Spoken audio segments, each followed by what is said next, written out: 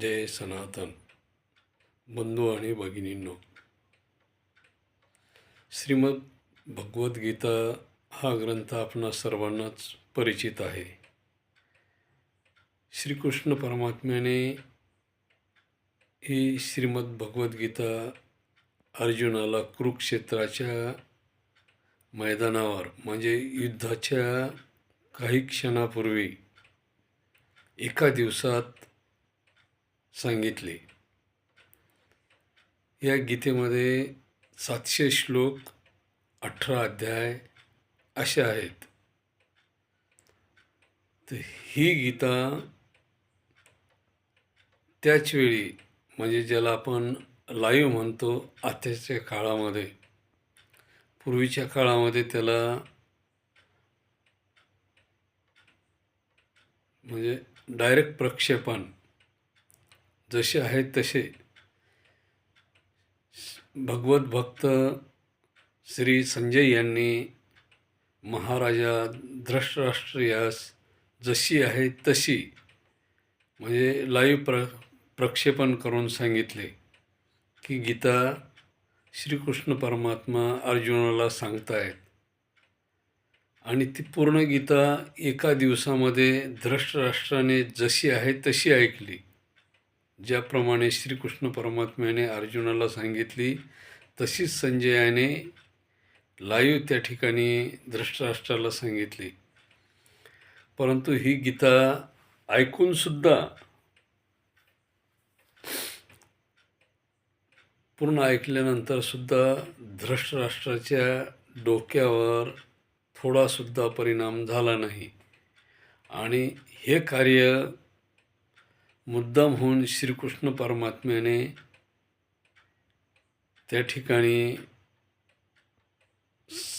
श्री संजय यांच्या हस्ते का करून घेतले की उद्या भविष्यामध्ये या पृथ्वी तलावर जे महायुद्ध होईल त्यामध्ये अर्जुनाला किंवा स्वतःला पाप लागू नये यासाठी ती गीता जशीच्या तशीच भगवत भक्त श्री संजय यांच्या मार्फत धृतराष्ट्राला कळावी हा तो उद्देश होता. आणि ही दिव्य दृष्टी श्री संजय यांना महर्षी व्यासाच्या योगाने प्राप्त झाली होती. महर्षी व्यासांनी संजयाला ही दिव्य दृष्टी दिली होती जेणेकरून संजयाला पूर्ण राज्याचे भारताचे ज्ञान श्री संजय यांच्या मार्फत होईल या दृष्टीने ती दिव्य दृष्टी देण्यात आली होती. आणि श्री व्यासांनी पुढील भविष्य जाणूनसुद्धा श्री संजय यांना ही दिव्य दृष्टी दिलेली होती. महर्षी व्यास हे त्रिकाल ज्ञानी असे होते. आता भरपूर जण आपल्या समाजामध्ये सनातनच्या नावाखाली मायथॉलॉजिकल शब्द वापरून आपले ग्रंथ, आपले देव यांना मिथ्या मानायला लागले. मायथॉलॉजिकल म्हणजे मिथ्य, ज्याच्यामध्ये अर्थ नाही अशा कथा, ज्याला आपण लोककथा म्हणू शकतो. पण महर्षी व्यासांनी मला सांगा मिथ्या आहे तर मग त्यांनी वर्णन केलेल्या ग्रंथामध्ये, महर्षी व्यासांनी वर्णन केलेल्या ग्रंथामध्ये 350 नद्या भारतामध्ये सांगितलेल्या आहे. त्याच्यामध्ये गंगा, जमुना, सरस्वती, कावेरी, गोदावरी, मनकर्णिका, सतलज, रावी, झेलम, चिनाब अशा ब्रह्मपुत्रा, चंद्रभागा, भीमा ज्या नामांकित नद्या आहेत, ज्याला मुख्य नद्या म्हटलं जातं, अशा 350 मुख्य नद्या आहेत. आणि बाकी 2700 लहान मोठ्या ओढे, नाले वगैरे जे काय असतील ते आहेत. मग हे चूक आहे किंवा मग पर्वत, मेरू पर्वत, हिमालय पर्वत, सातपुडा पर्वतरांग, सह्याद्री पर्वतरांग याचंही वर्णन केलेलं आहे. मग हेही खोटं मानायला हरकत नाही. मग पूर्ण भौगोलिक रचना तंतोतंत जर आहे, तर मग हे ग्रंथसुद्धा सत्य आहेत. त्या ग्रंथामध्ये जर हे सर्व वर्णन आहे, 7 समुद्र आहेत, पर्वताचं वर्णन आहे, बारीक सारीक गोष्टी, कुठून कसा मार्ग आहे, रामाने प्रवास केला, रामायणामध्ये वाल्मिक ऋषींनी वर्णन करून सांगितलं आहे की राम कुठून कसे प्रवासाला निघाले, कुठं थांबले, हे तंतोतंत अंतरानिशी मार्ग सांगितलेला आहे.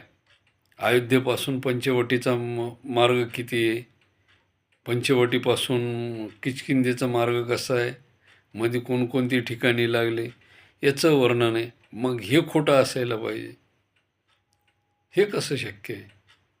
आणि तेही तेवढ्याच तंतोतंत अंतरावरती. मग आपले लोक आपल्याच धर्माला नाव ठेवत आहेत, त्यांना हे कळत नाही की आपण काय बोलतो. उद्या ते स्वतःच्या बापाला सुद्धा म्हणतील आमचा बापच नव्हता, तो पण मायथोलॉजिकल होता. बरोबर आहे ना? आम्ही आकाशातून पडलो, आम्हाला बापाने आईने जन्म दिला नाही. अरे मूर्खांनो ना, तुम्ही विचार करा, आपण कुठून आलो, काय.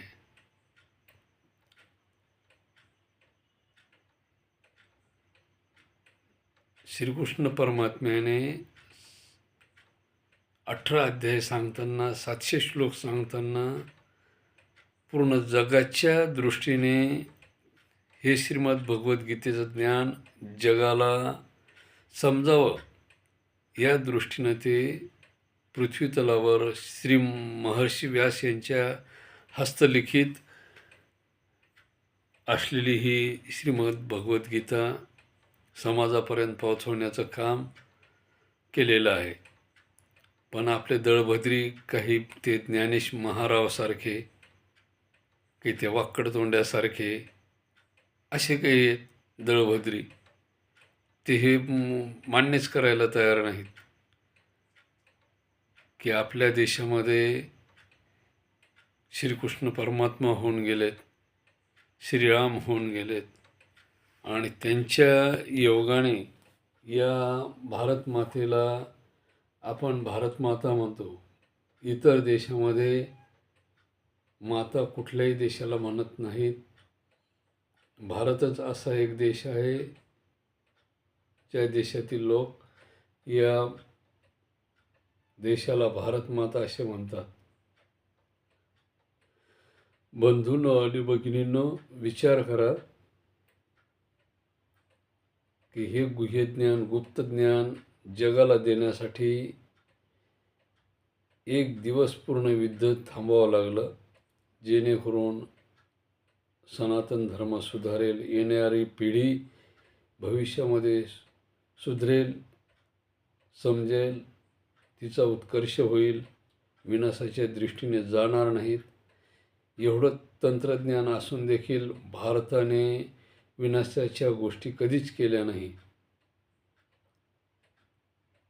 आणि भारतामध्ये पूर्वीच्या काळामध्ये एवढे ज्ञान होते की जेणेकरून समाजहिताच्या दृष्टीने त्या ज्ञानाचा वापर भारताने भरपूर वेळेस केला.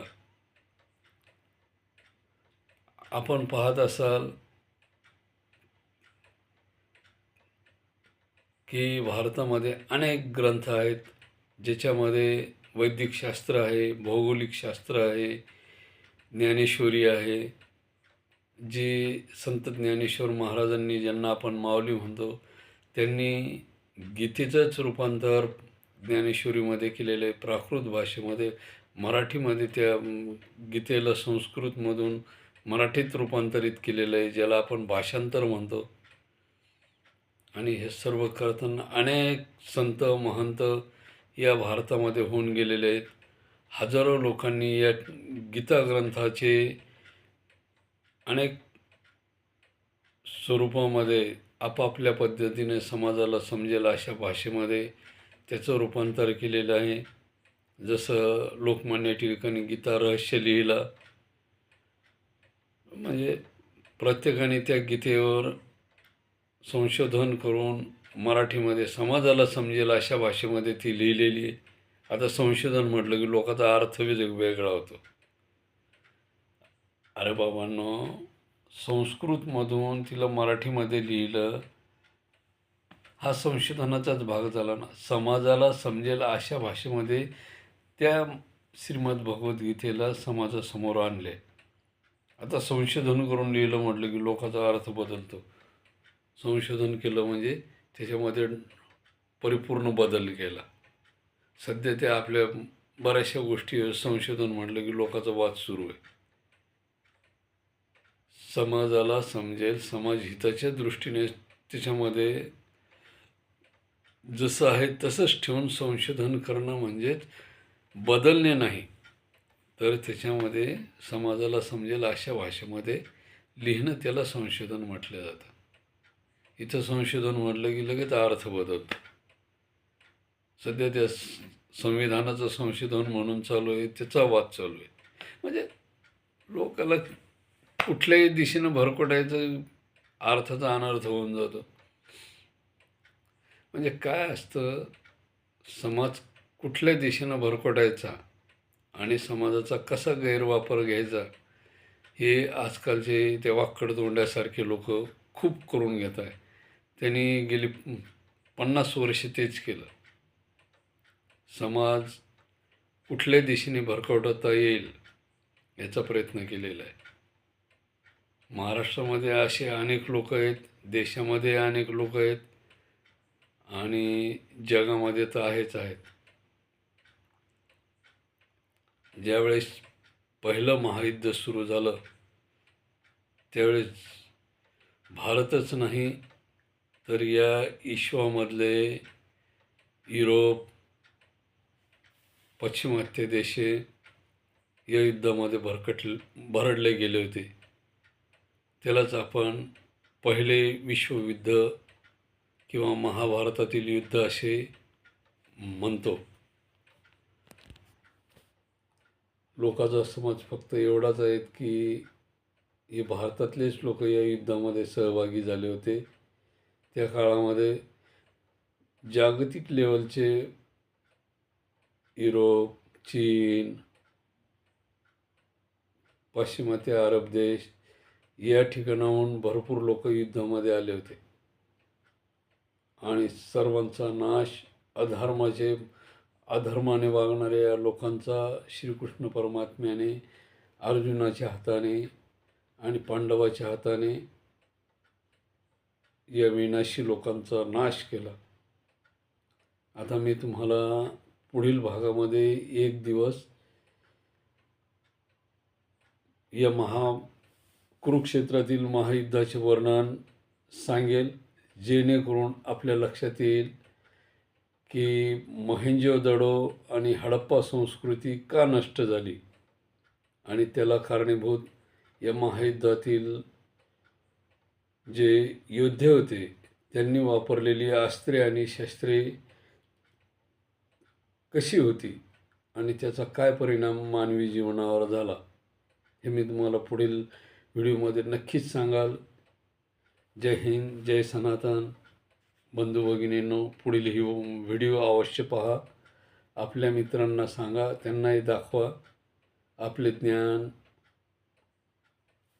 भारतीय सनातनी ज्ञान खूप अमूल्य आहे, जे जगाच्या कल्याणासाठी उपयोगी आहे. त्याचा उपयोग आपण आणि आपल्या मित्र सहपरिवारांना करून घ्या, इतरांनाही कळवा.